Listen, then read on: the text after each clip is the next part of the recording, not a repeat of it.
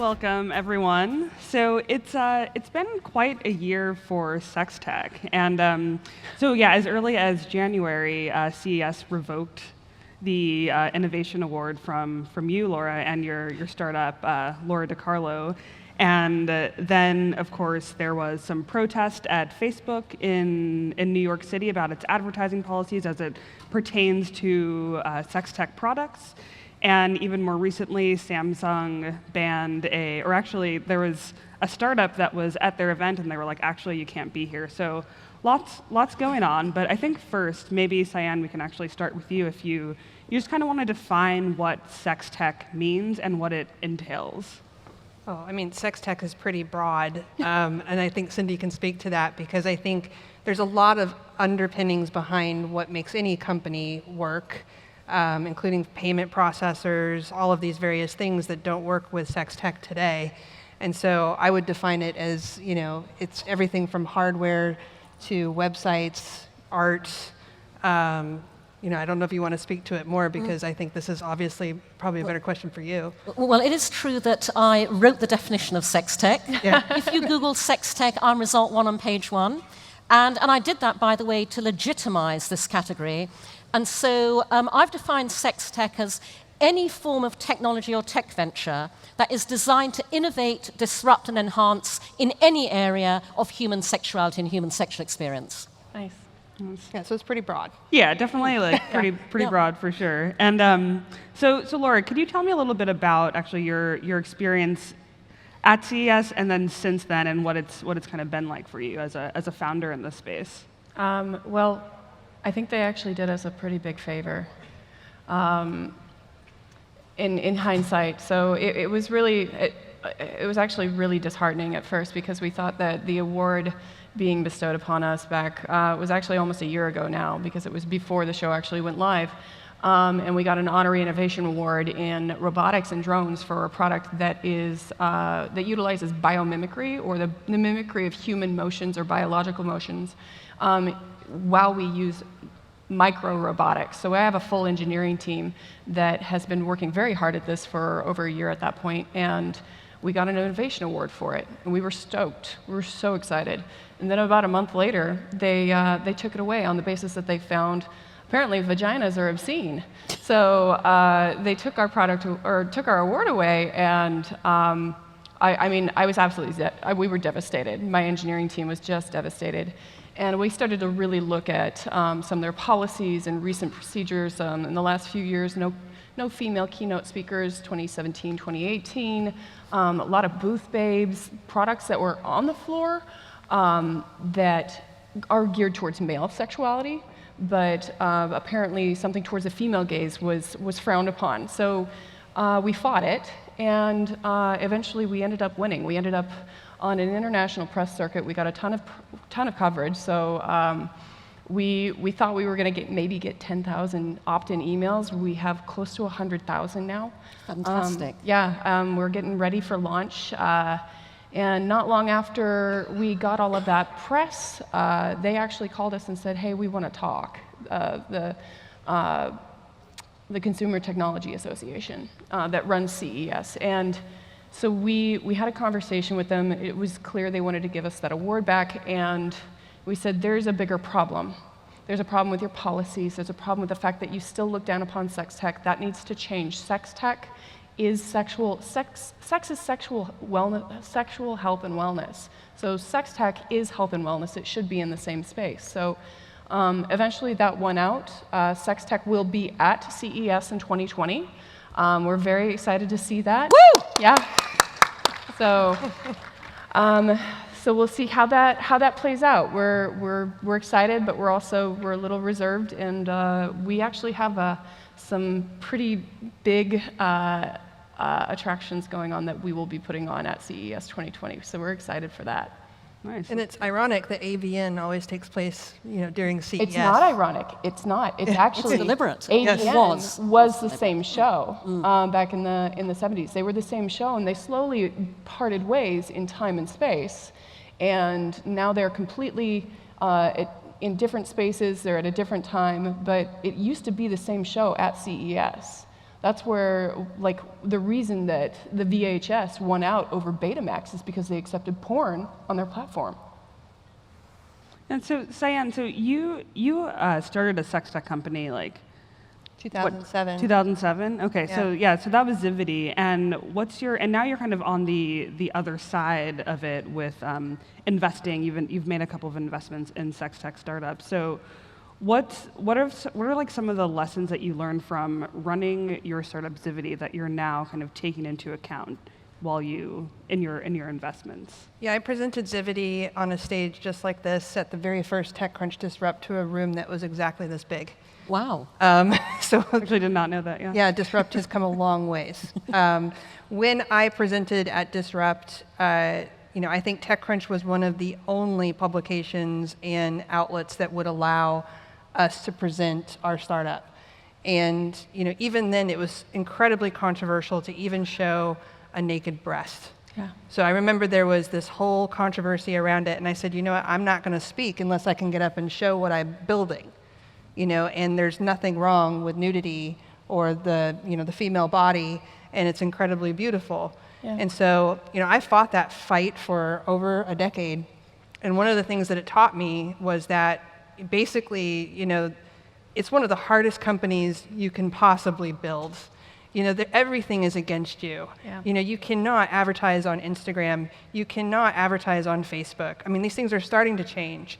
We couldn't use, a lot of people thought that, I had an unfair advantage with PayPal because, I come from that universe, but everybody that was at PayPal, when I was operating PayPal, wasn't anyone that we even knew. So like I was reaching out and had to do desperate tactics like huge PR campaigns to try to figure out how to get my payment processors turned back on. We had to have multiple different payment processors so that in case any time, we got the rug yanked out from underneath us, we could turn over to something else. So I would have my monthlies, my quarterlies, my yearlies, all on different payment processors. We have, in the adult content category, we have unfair burdens put on us under what's called the 2257 laws for bookkeeping, of which we have to keep records for every single performer. So like if we're breached by hackers, we're suddenly exposing the real identities of people who appear on these sites. And it goes on and on and on from web hosting. Cindy has probably experienced this more than anyone because of the name of her company. There are people that will not host her. There are people who will not allow payments on her site. And when you cannot participate in an ecosystem like a normal business, I mean, there's something fundamentally just wrong with that. And I think that that's what's really got to change. And that's why I'm excited about what Cindy's doing, because she's raising a fund to actually invest in the infrastructure. So we can talk about night and day about how we need more sex tech and we need more of these websites, but until we actually change, Visa, MasterCard, American Express, Stripe, what the social norms are, the advertising industry, Facebook, and basically change these social norms to think that sex is actually a positive thing that we ought to care about. It's one of the most important things we do besides eat and sleep, then we're not going to be able to move the needle. And that's why what you're doing is so important. Thank you. So how does it change what I've done? It's hard. It's hard because, I, as a personal investor, have my own benchmarks for what I want to achieve.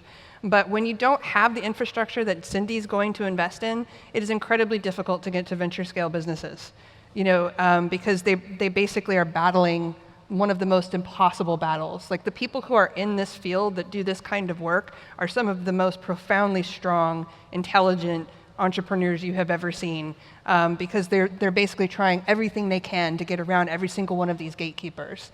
So, I did invest in Unbound from Founders Fund, and I did that because it was one of the things that I felt had a chance at becoming a venture scalable business, because they're doing a lot of really interesting things, including making jewelry, making products.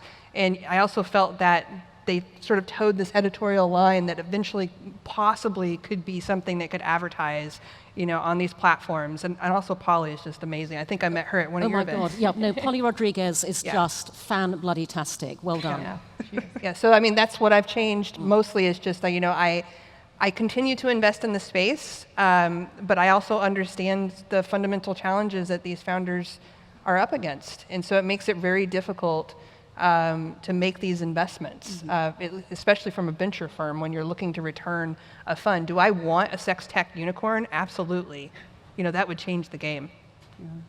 Yeah, and Cindy, I mean, so you're looking to raise a fund to invest in sex tech, and when we were chatting, I guess this was about a month or two ago for a story I did on TechCrunch, you mentioned that you're finding that people are a little bit more receptive in giving you money for a fund as opposed to your specific venture. Can you tell me, can you just tell the audience why you think that is? Sure. Yeah, I mean, first of all, guys, I have to say that when it comes to sex tech, it is quite extraordinary how VCs and investors just absolutely embrace LOMO, love of missing out. Honestly, you would not believe how much investors do not want to make the absolute shit ton of money they could from sex tech. Right. It's like the comedian Ali Wong says in her stand-up routine when she talks about how her mother was really worried when she began earning more than her husband. And Ali says, and I had to point out to my mother that the only kind of man who worries about his wife earning more than him is the kind of man who does not like free money. Silicon Valley VCs and investors do not like free money when it comes to sex tech. And so as Cyan has referenced, and Megan as well, I was trying to raise just $2 million to scale my own startup, Make Love Not Porn, for a number of years. And the fact I couldn't led me to realize that in order to get my own startup funded, I was just going to have to get the entire category funded. And so if nobody else was going to fund sex tech, I'm going to, which is why I am now working to raise a sex tech fund that will, as Cyan says, have a dual investment thesis. Invest not only in radically innovative sex tech startups, and by the way, the most innovative ones are founded by women, but will also invest in the infrastructure of sex tech, what I'm calling the sex tech full stack. Because the first payment processor that embraces legal, ethical, transparent sex tech ventures like all of ours cleans up. The first hosting provider, the first e-commerce platform. Yeah. And so an infrastructure play has the opportunity to be a huge revenue generator, and also to, and I use a Peter Thiel term here deliberately, to monopolistically build out and own the entire underlying ecosystem to make sex tech the next trillion-dollar category in tech. And so, as Megan says, the interesting thing is that my dialogues about my fund, All the Sky, you can find our site at alltheskyholdings.com, more people are interested in funding the category than a single venture within it. And that's because, first of all, I do your due diligence for you. And by the way, I understand that most VCs, other funds, have never, ever even looked into sex tech as a category. And so I have the advantage. I've been working in this arena for 10 years now. I know the landscape inside out. I know how much more sex tech is than just sex toys and sex robots, which are the only thing that most people's minds go to. Right. And so I do your due diligence for you, and I can serve up fantastic sex tech deal flow. But also because when you invest in a fund, it isn't one remove from actually investing in a venture that is to do with, oh my God, sex. I would also just point out that we had fantastic proof of concept for Make Love Not Porn this past Sunday night, because we featured in the season premiere of CNN's new series of This Is Life with Lisa Ling. And what we saw was, a torrent of traffic. Our site crashed within the first few minutes of our segment. Nice problem to have, I guess. And secondly, on Monday, our daily income was up over 400%. That demonstrates how much the great American public responds to a sex tech venture like mine when they learn about it at scale. And so, to Cyan's point, we have to get very creative about how we put ourselves out there. But there are creative ways of promoting sex tech that are not via advertising, which we are all determined to find, because boy, oh boy, I can promise you that people really, really want what we are selling. So Lora, I mean, obviously, yes, sex tech is not just sex toys and robots. However, you do have a sex toy on stage, do you not? Is that a sex toy in your pocket, or are you Yeah, so you're launching that product pretty soon now, and this was the one that you won the award. That CS did end up giving you the award back for this product. Yeah, so. we did get that back. So we met a little earlier, and so this is actually one of almost to the final product that we have. It's called Ose.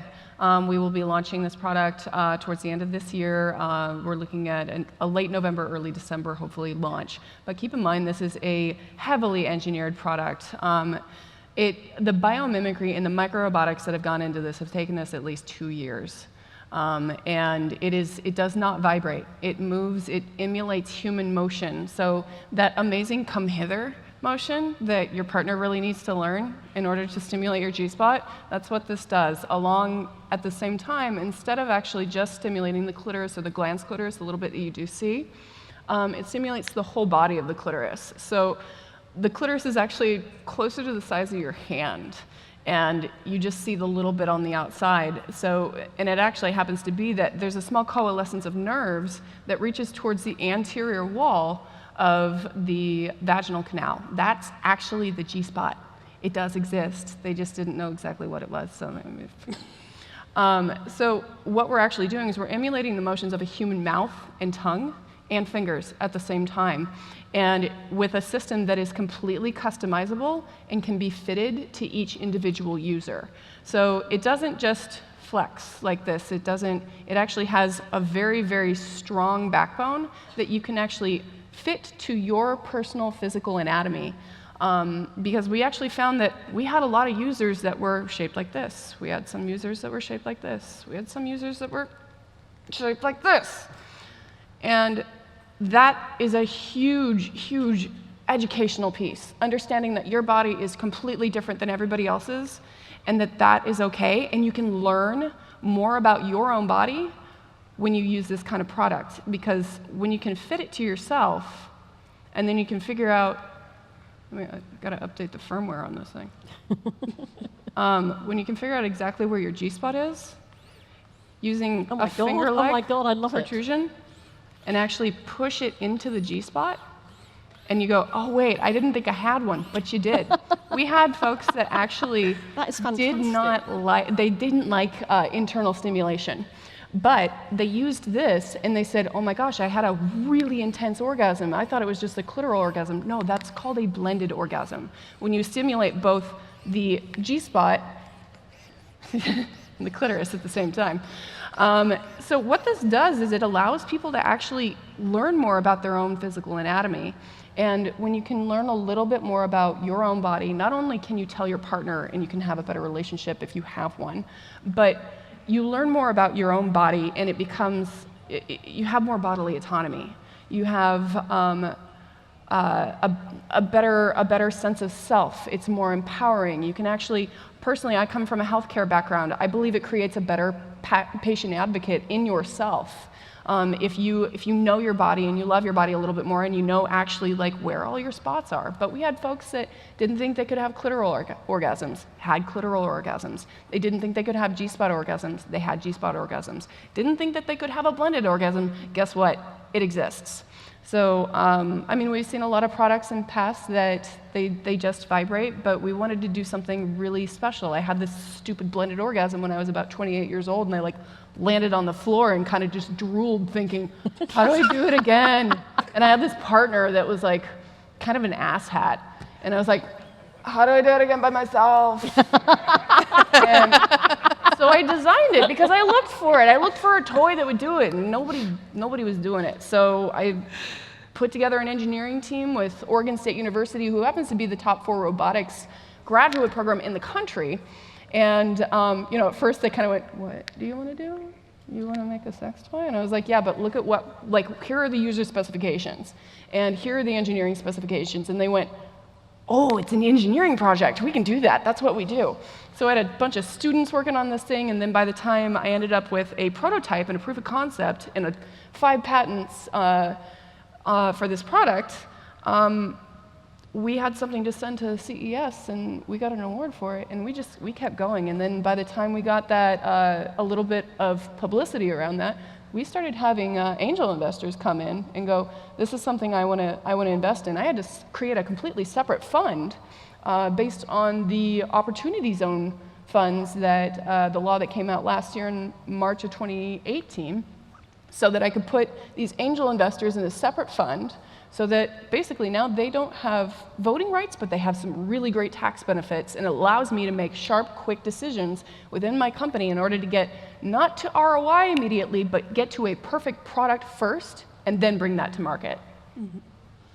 Cyan, so you're an investor. Would you invest in Lora DiCarlo, or what's your thinking behind it as a potential in terms of like ROIs? So my biggest issue is that I'm burned out on hardware in general. It has nothing to do with your device, or it's just the category. Mm-hmm. And so, I'm on a board of a hardware company. It's one, again, kind of like sex tech, it's one of the hardest businesses you can be in as well. Oh my God, yeah. And so, I think that it's more about my fatigue as an investor in the hardware category than it is about the innovation. I mean, that's clearly innovative and wonderful. So for me personally, no, but someone should, especially if you have a hardware background, or you can help figure out how to, get distribution, manufacturing, the cogs down, all of those sorts of things. And they would be far more value add than I would be. Mm-hmm. Got it.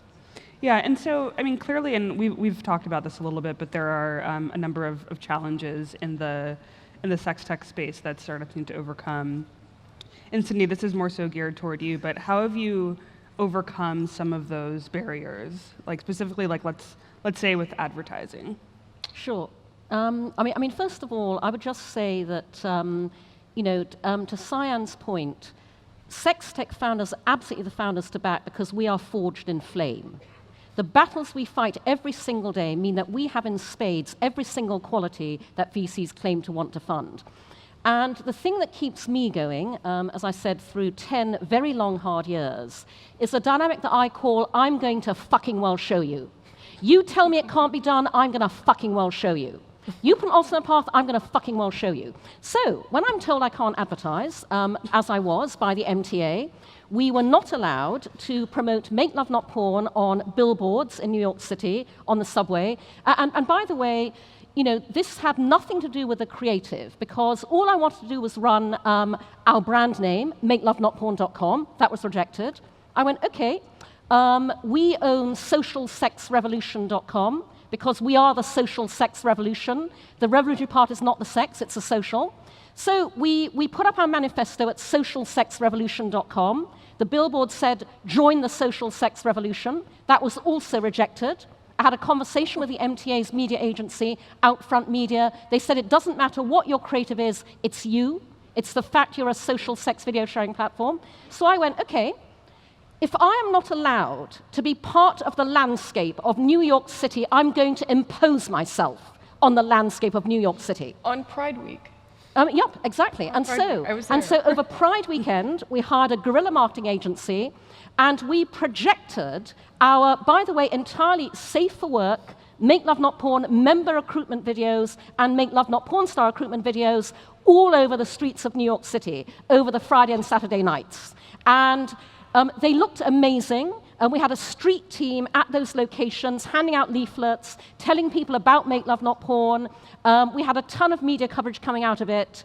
And basically, put any obstacle in front of you, you have to find a way around it, over it, under it, through it, in some form or other.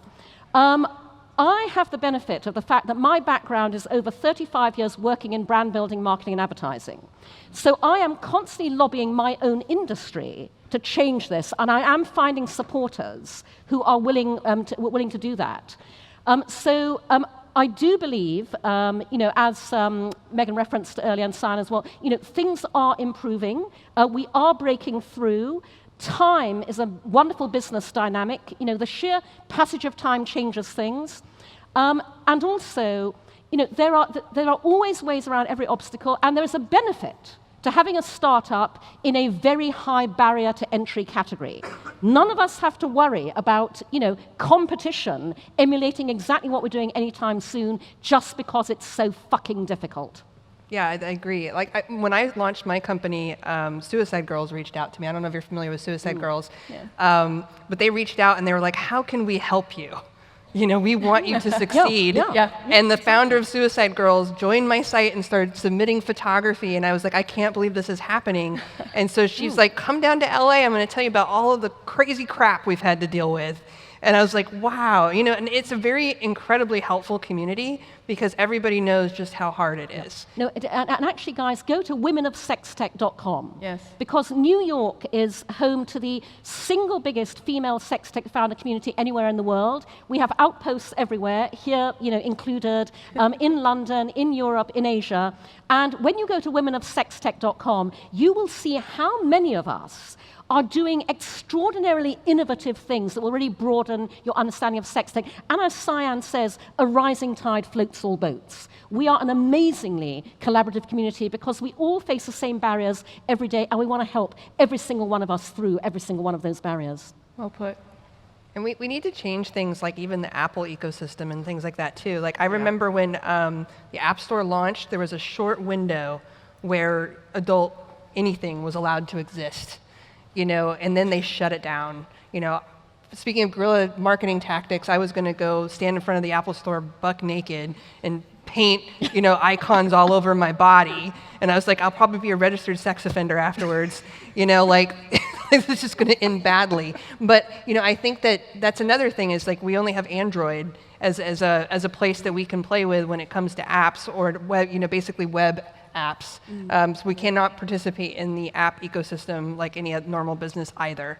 You know, a few exceptions to these would be like Dipsy, you know, and there's some really interesting wedges that people have been able to put in there, but it's still incredibly challenging. So Apple needs to change as well. And by the way, guys, if you've never done this, speaking as someone who's spent 10 years reading one hell of a lot of small print, go to the App Store and read their terms and conditions as it applies to anything to do with sex, because it is unbelievable how emphatic they are.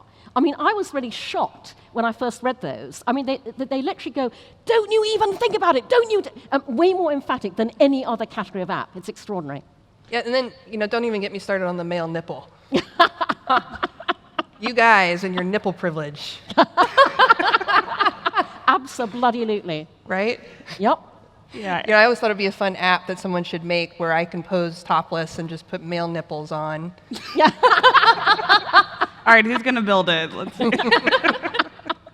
Yeah, and I mean, I think like a lot of these, the barriers in the sex tech space, like ultimately, like I believe, like come down to this.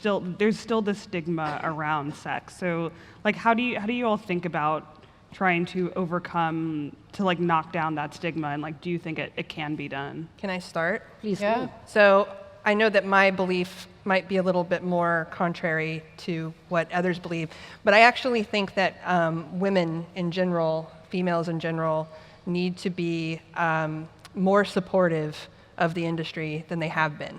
So when I started my company, I actually had nothing but male investors. I had nothing but male support. I had guys who were most of my customers were males, you know, but whenever I encountered women, they often wouldn't shake my hand. I was protested. If you go back and look at my name and look Cyan Banister protest, there was a protest that was held because I spoke at a Facebook developer event. And these people held you know, another event someplace else because they said I was trying to pornify them by my mere presence of existing. Good God. And so, like, I really think that that's the big thing is women need to feel good about their own sexuality. They need to feel comfortable with male sexuality, and they need to feel more comfortable with pornography. You know, and I think that you know, we need to shift that norm to basically, because I think the more women feel empowered and feel free to explore their own sexuality and be proud of it, the more the men on the side are just going to say, yeah, you know, more power to you. Right. So, and I think that's how we shift it. And that, you know, but I know that there's other views on this as well. Well, no, I mean, I would absolutely endorse that. I mean, from my side, you know, what you've asked about, Megan, is exactly what Make Love Not Porn is designed to do. So we are pro-sex, pro-porn, pro-knowing the difference. And our single-minded mission is to help make it easier for every single person in the world to talk openly and honestly about sex. And we are doing that by being effectively what Facebook would be if Facebook allowed you to socially, sexually self-express, which it doesn't. We are holding, the mirror up to the wonderful, glorious, comical, ridiculous, beautiful, awkward sex that we all have in the real world. And we act as a conversational prompt. We are social sex. Couples watch our videos together. They have changed people's lives. They make it easier for people to talk to each other about sex. They transform their relationships. And by the way, very importantly too, in the era of Me Too, everybody right now is talking about consent. Everybody's writing about consent. Here's the problem. Nobody knows what consent actually looks like in bed. Right. The only way you learn what is great consensual communicative sex, good sexual values and good sexual behavior, is by watching people actually having that kind of sex. And Make Love Not Porn is the only place on the internet where you can do that. We are literally education through demonstration. And so we exist to socialize all of this, to normalize all of it, to take the shame, the guilt, and the embarrassment out of it, and to basically be what I would like every social network or platform to be, allowing us all to acknowledge we are all sexual beings. Our sexuality is a fundamental part of everything that drives how we feel about ourselves, other people, our relationships, our lives, our happiness. And when we can actually treat that as normal and social way we treat everything else, we'll be so much happier as a result. Absolutely agree. So we founded the company 2 years ago, and it started actually with more of a grassroots effort, literally just me asking people about their personal sexual anatomy. And I have no shame around talking about sex. I have no shame around talking about body parts. I spent most of my career as a nurse, and so I was actually asking people, where's your clitoris and where's your G-spot? Because I want to build a thing. And people would at first just completely glaze over and go, oh my God, why are we talking about this? And then they go, why are we talking about this? And they were suddenly, they were a little bit empowered by the fact that I was just so blatant about it. So it is also about having those smaller conversations with people, if you're comfortable with it, it's the same thing as creating allies in other people and just helping to bridge those curiosity gaps, bridge those knowledge gaps about the things that you do know about sex, and where people, somebody else might have shame around it, and it's not just because they have shame, it's because they have a lack of education. So a lot of what we do is really just have open conversations. We create a ton of content, and we bring in people from the outside where we're creating this content to bridge that knowledge gap. Because at its core, our biggest issue isn't just about sex. It's not just about women in tech. It's about a gender disparity.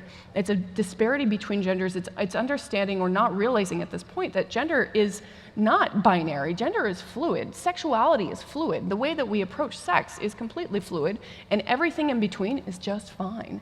So actually being able to talk about all of that and help people to understand and get more into their comfort zone has been a huge initiative for us. But I mean, we keep pushing that prerogative, but the biggest piece to that has been education. It's educating folks that might not know well enough, that might not know about the proper kind of language around sexuality, around gender, or around gender-neutral language that makes other people comfortable. It's about having just pure curiosity and feeling okay about asking questions. And those of you that have answers, don't ever tell somebody to go Google it. Tell them, help other people understand a little bit more. I've heard people say, go Google it, and you know what that does? That shuts a potential ally down. So I mean, the best way for us to learn more about our own bodies, to have that bodily autonomy, to be able to give consent, is to know about our own bodies in the first place. And actually, Lora, I see a beautiful partnership in our future because what we're doing is very synchronous. The single biggest use case for YouTube, way before anything else, is how-to videos. People go to YouTube first and foremost to watch videos on how to do anything and everything, way beyond second biggest use case, entertainment. I want our real-world sex videos that Make Love Not Porn to be basically the go-to global hub of everything how-to do with sex in the real world, including the opportunity for product demonstration in ways that products never get to be demonstrated. Whether they are condoms, whether they are sex toys, or whether they are tampons, and tampon insertion. Right. We are completely lacking in how-to videos in this absolutely crucial area for our personal selves and our own sexual health and wellness. And so we want to demonstrate your fantastic new sex toy with our Make Love Not Porn Star community, road testing in the real world. I mean, if you think about it, like people go to Google and they type in sex. If you type that in, you do not know what you're looking for. Yeah. And so what you'll get back is maybe Wikipedia and a couple of things, but that's generally unhelpful. And maybe Google has changed their algorithm some, but sometimes you get hardcore porn. And so, if that's not what you're looking for and you're confronted with that, it's like, okay, wow, But yeah, there needs to be more options. And that's one of the reasons why I like O School. I like Make Love Not Porn. There are more and more people who are getting into the education space of this to destigmatize sex in all of its varieties. I think that the other thing is we need to stop shaming people. Yep. Absolutely. And there's slut shaming, there's sex shaming, there's all sorts of things around how people live their lives. And as long as you're consenting adults, by all means, have whatever kind of non-harmful to each other sex you want to have. Okay, side story. I have where our headquarters is in downtown in Bend, Oregon, and our neighbor is they're very it's a very conservative business, but they're very open-minded as much as they possibly can be. When we moved in, he said it to my COO. He's like, "Oh, I know what you guys do. Just as long as it's between two consenting adults." And his response was, "Actually, it's just one consenting adult."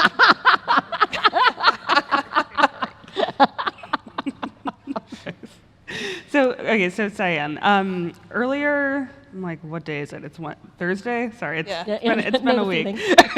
So I believe it was earlier this week, the firm where your partner Founders Fund announced Hereticon, and it's about, it's like about, let's see, letting people who have been banned from other tech conferences be at that conference. And you mentioned earlier that just regarding sex tech, oftentimes it can it's not included in content. Yeah. So we plan to have a whole track on sex at awesome. Hereticon.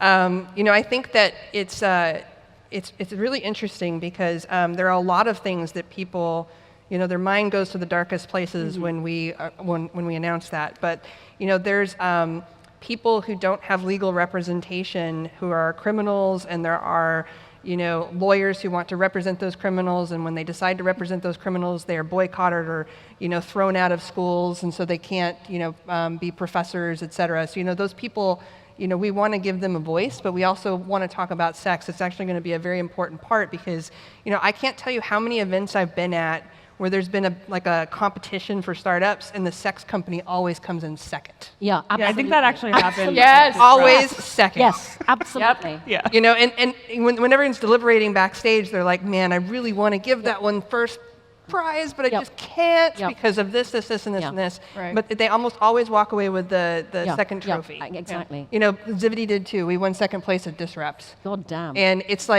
over and over and over again, I see vibrator companies, second place. Yep. We need to have a first place sex tech winner, and we have one, but we need to have more. Yep. Absolutely. Right. Or Hereticon's going to have lots of interesting things. We're also going to have, drag workshops and all sorts cool. of things. Yeah, it's going to be fun. I love that. Yeah, awesome. Excellent. Yeah. Yeah, and so I guess just kind of looking ahead, we're a little low on time, but Cyan or Cindy, let's throw this to you. But how big do you envision this market getting? Let's say in the next 5 years. So I've been talking for several years about the fact that this is the next trillion-dollar category in tech, and I make that claim. I admit this freely, not based on any existing quantifiable data, because there is not. And by the way, for all the reasons we all battle, nobody's funding the ComScore of sex anytime soon, so that's why there are no industry-wide stats research studies. But the reason I deliberately cite that numeric is for two reasons in terms of size of the market. A, oh my God, the money there is to be made out of sex. Obviously, we all have it, we all enjoy it, recession-proof, market never goes away. But the second area is, oh my God, the money there is to be made out of socially acceptable sex. When you do what we are all talking about on this stage and we are committed to making happen, socialize and normalize all of this, you then normalize people feeling really okay about publicly buying into sex tech goods and products and services, then publicly doing what they already do with everything else, reviewing, recommending, sharing, advocating, and publicly badging themselves as brand ambassadors.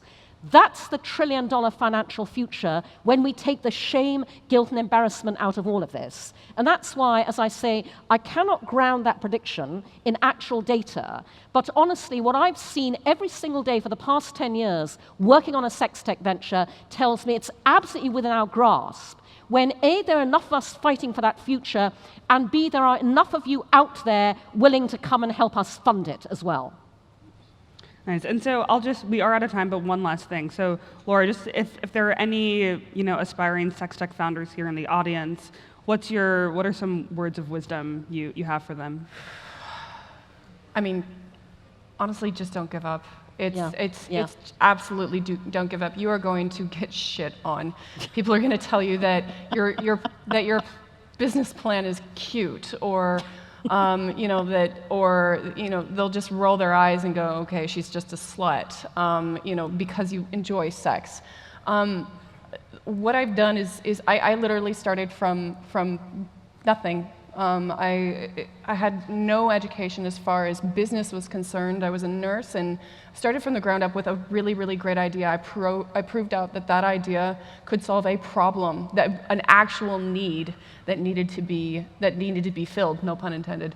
And then I ended up with that seed round, and I just kept hammering away. And the biggest thing that has always been my fallback has been that we created these values, this set of values on honor, now I'm in the Navy again, respect and empowerment and integrity. And when we had those hard decisions to make, like going after CES, I went, this is really scary, this is terrifying, and I feel like an imposter, but it's the right thing to do.